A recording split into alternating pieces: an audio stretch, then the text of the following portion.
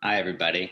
My name is Michael Sturia from the Lakes Wapaka, and I was just watching Netflix the other day, and I was watching a movie, and I got to thinking, if you ever watched a movie or if you ever read a book to where one pass through just wasn't enough, you start thinking about it after the movie's finished, or you go online and you find articles to read about it, or you talk about it with your friends and you just need a little bit more reflection. You need a little bit more perspective on what you just read or what you just watched. And that's kind of what John does when he writes his gospel. And we're going to be reading some from the book of John today. The other gospels, Matthew, Mark, Luke, they take a very, biographical, they take a very chronological approach to telling the story of Jesus. John is almost someone who's watched the movie and who's now saying, okay, we know the overarching story. We know, the facts of Jesus's life and ministry. But let's think about it a little bit further. Let's add some additional reflection. Let's add some additional perspective, and let's approach this in a different way. And so John loves to repeat themes throughout this book. And one of the themes that keeps coming up over and over is his goal to portray Jesus, portray Christ as the Son of God, clothed in human flesh, having to come and save, everyone on the world, everyone who believes in him. And so that's what our verse ties into today.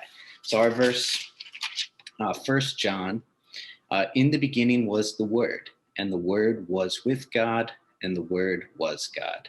He was in the beginning with God. And then we skip down to verse 14 and says, and the Word became flesh and dwelt among us, and we beheld his glory, the glory as of the only begotten of the Father, full of grace and truth. And so he just kicks off this book with that theme, saying that, tying in Jesus with the Word, saying that Jesus Christ is eternal.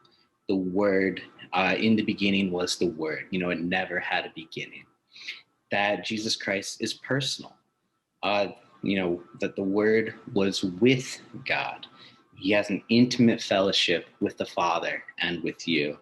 And that Jesus is divine, God in human flesh. And the Word was God. And then the fact that he became flesh and he became, that he dwelt among us, that Jesus was there for us and wanted to get to know us and wanted to be a part of our lives. So think about, the themes that maybe will come out of John as you're reading along with us through this chapter a day.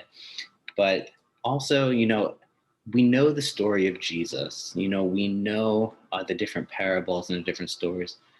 Take some time today and think about, is there a new perspective? Is there a theme that's coming out of these? Is there a new reflection or a discussion that I can have about one of these topics? All right. Thanks for joining us today, and I'll see you next time.